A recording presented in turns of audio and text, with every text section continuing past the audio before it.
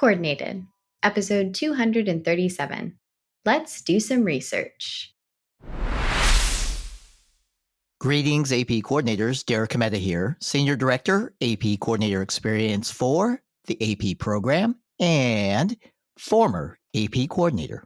And I'm Karli Suge, School Counselor and AP Coordinator. Thanks for joining us. This is Monday, August 19th, 2024. And AP coordinators, are you ready? Are you ready to hear about an AP course that has no end of course exam in May and one that students, yes, students choose what they want to study? What? What in the world am I talking about? Let's find out in the place to be to hear all the latest and greatest in the world of AP coordinators. Laptop, ready. Web browser, ready. Full cup of coffee, always ready.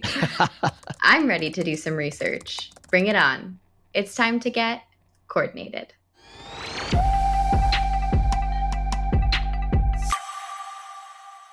Good morning, Karli.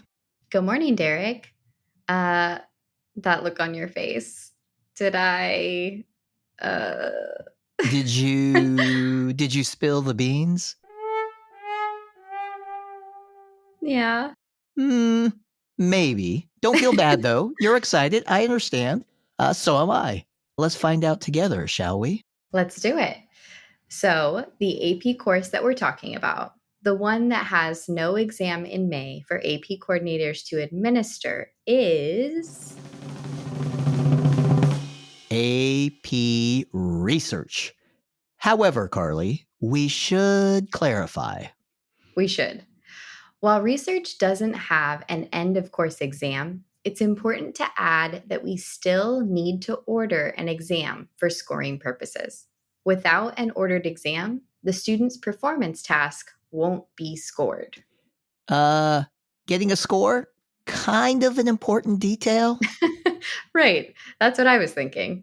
So AP Research is built on what students learned in AP Seminar.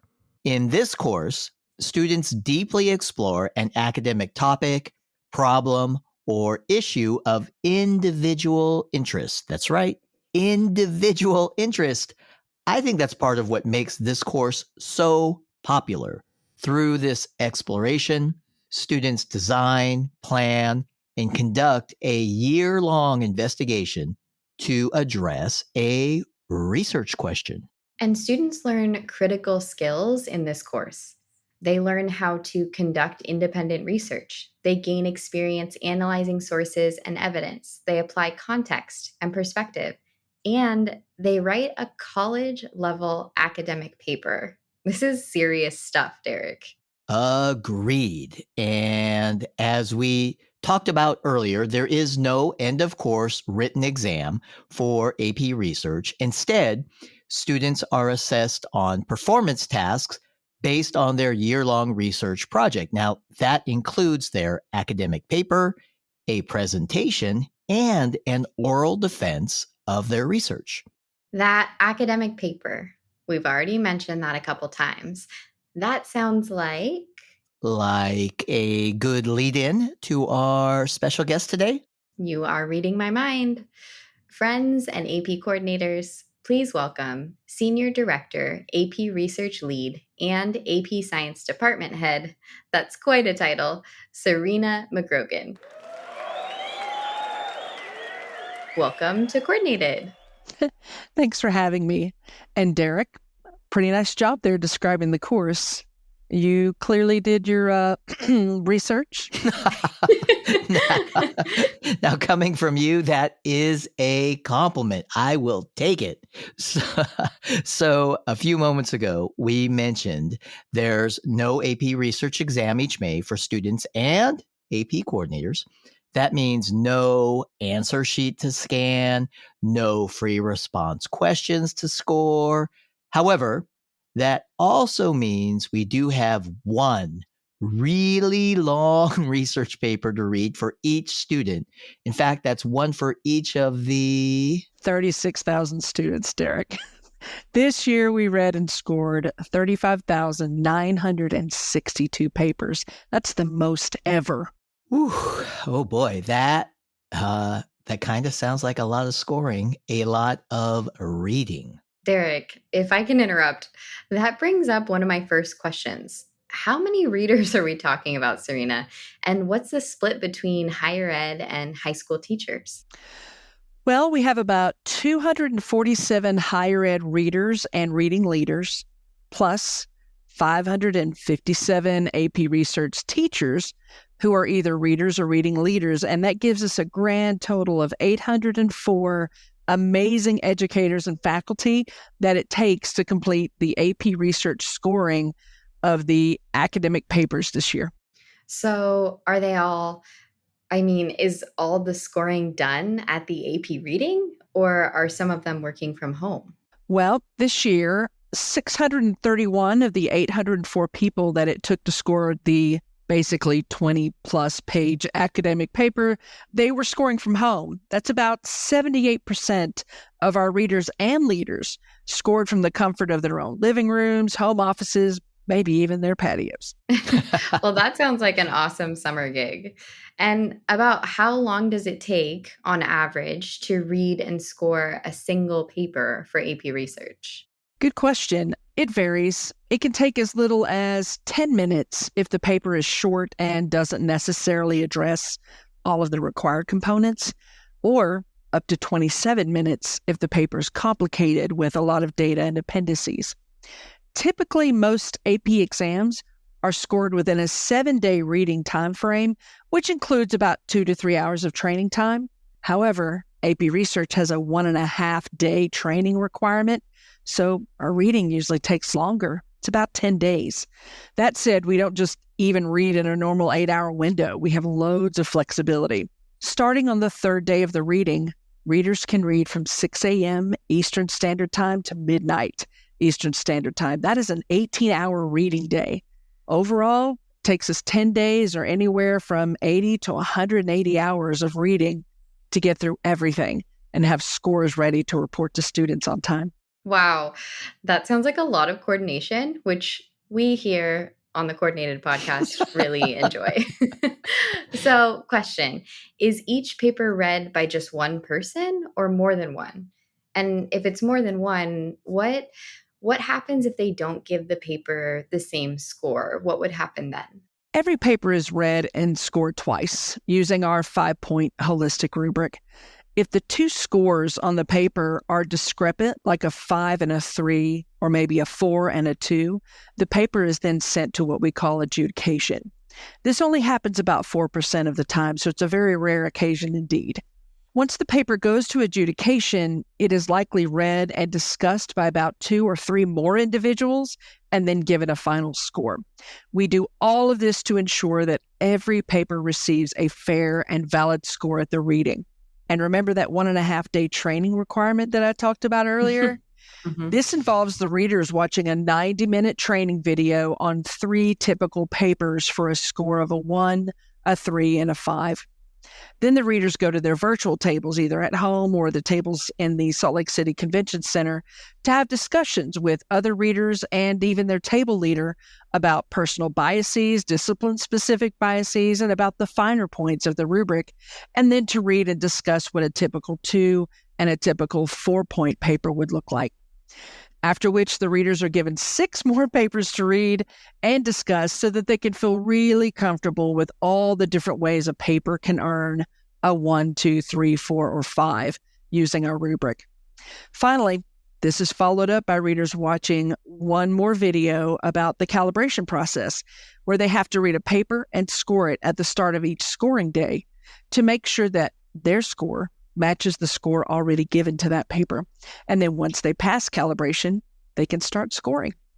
This video also gives them instructions on what to do if they find a paper that is missing pages, or a paper that they suspect contains plagiarism, misuse of AI-generated writing tools, or even fabrication or falsification of data. All of this is why it takes 1.5 days to train to become an AP Research reader. And while that sounds like a lot of work and a lot of preparation for AP research readers, as an AP coordinator, I truly appreciate all of the effort that goes into reading and scoring our AP students' papers. They put so much work into it, and it means a lot to hear that each paper is given such a thorough review. So, Serena, what are your readers looking out for? I imagine that changes every year, especially with Chat GPT and other AI coming into play. So, what were some of your biggest challenges this year? Oh my gosh, Karli Suge throwing the fastball high and inside there. Tough questions on the friendly podcast. Friendly.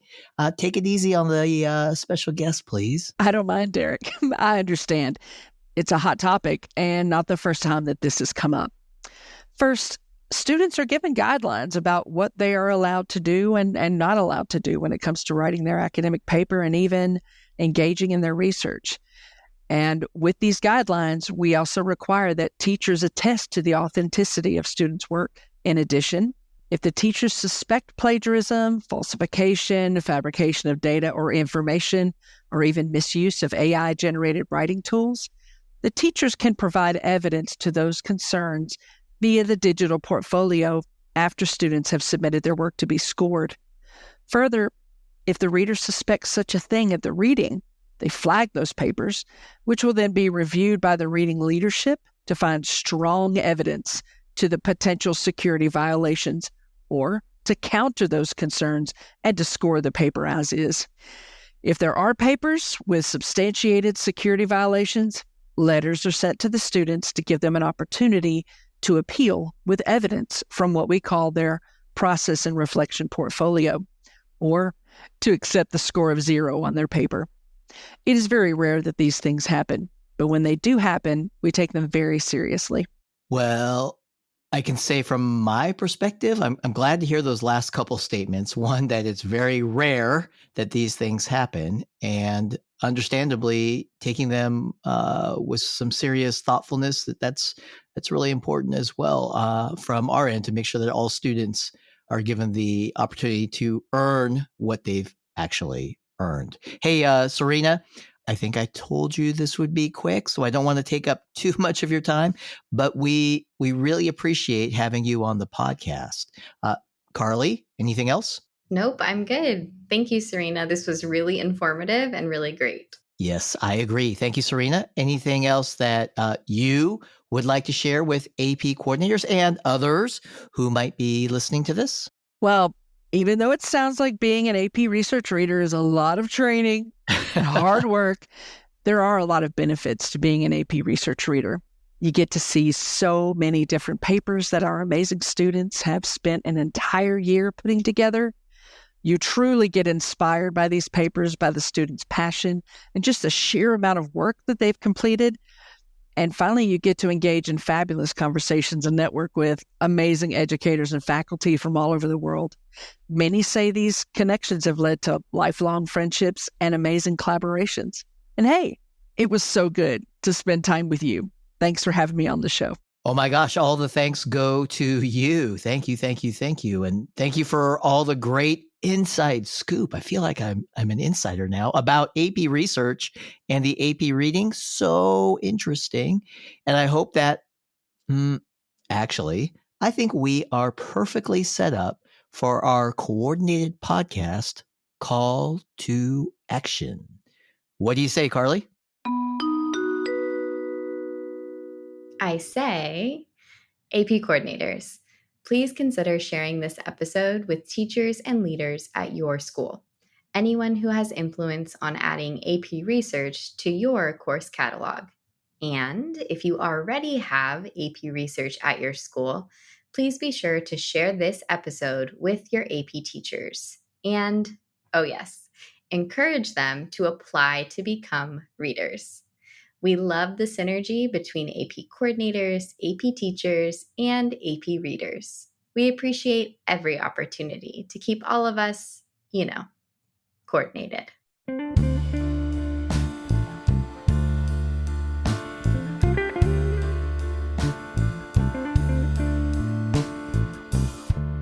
Thanks, everyone, for joining the conversation today. Thanks again to our special guest, Serena Magrogan. And thanks to you, Karli, as well. And Karli, I think you'll like hearing this.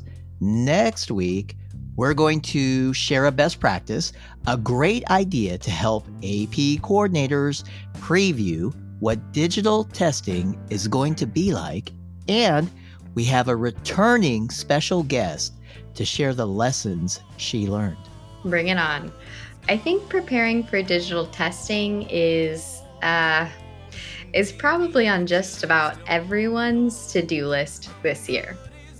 Until then, fellow AP coordinators, for all our continued support of AP students. Yep, our support. AP coordinators, we are truly good as gold.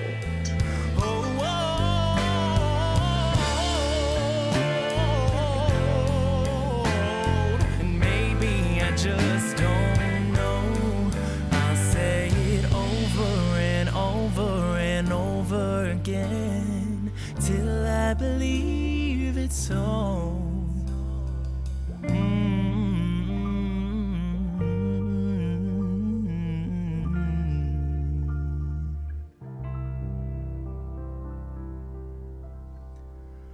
I'm good as gold.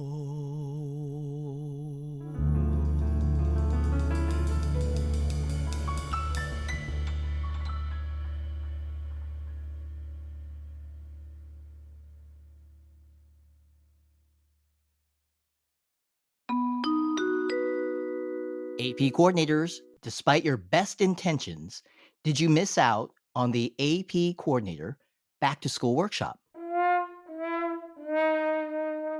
Fear not.